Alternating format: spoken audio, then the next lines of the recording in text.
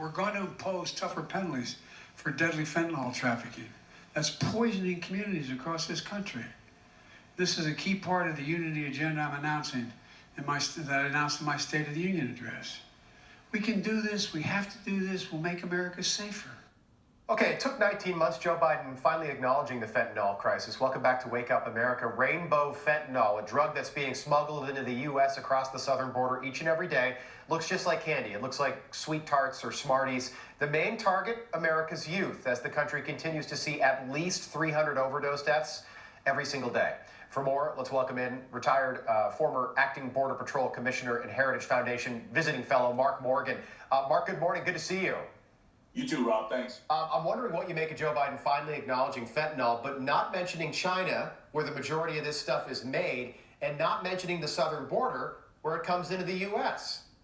Yeah, look, I look at actions, not words, and I think you're right, Rob. First of all, it's Johnny come lately, let's be honest. The first 19 months, I believe this is the first time the President of the United States has even mentioned the word fentanyl as we're going through a catastrophic, epic crisis with respect to that drug. Look, we've talked about this so many times, Rob. 107,000 Americans died of drug overdose in the 12-month period. The leading cause of death among adults from 18 to 45 is fentanyl. And we know that 95% of fentanyl comes from the wide open southwest border. So what I would say to Mr. President, with all due respect, what you're talking about is reactive. After the drugs are already here, right. After someone's already been poisoned and killed, that you're wanting to talk about getting tougher. No, what we need to do is secure the border and absolutely hold China accountable, who has now become the world's largest drug dealer of precursor chemicals for fentanyl. This is a type of warfare. When I first heard about this crisis months and months ago, I thought it was about money. But when you start making it to look like candy,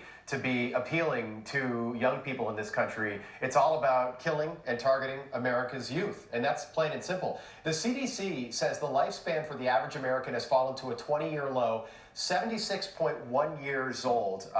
They claim fentanyl is one of the primary reasons. What do you make of that? Look, and Rob, look, you're spot on. And this is why we have to change the narrative as well. These aren't drug overdoses when it comes to fentanyl. It's poisoning. It's intentional. Look, we know it's cheaper to manufacture a fentanyl. It's cheaper to make the synthetic drugs than it is to procure and make heroin. We understand that this is all intentional. And so when you have a 15-year-old girl or a young person that's in college and taking an Adderall to stay up and study, and they think that's what it is as an Adderall, it's laced with fentanyl, That's not a drug overdose. These are not drug addicts. These are good folks that are dying because they're unintentionally taking a drug that's laced with fentanyl. That they absolutely just aren't aware. And look, one more thing I've got to say. Look, just like the slogan, just say no to drugs that we heard decades ago. Look, it sounds good, just like one pill can kill sounds good. But that's not going to do it, Rob. The reality is we have to cut off the head. We have to demolish the entire state. We have to go after these cartels, just like we have terrorist organizations throughout this world, and we have to secure the border. This president knows that these drugs are pouring across the wide open border, and he did not mention the border one time. Mark, I want to play this for you. The chief of the Border Patrol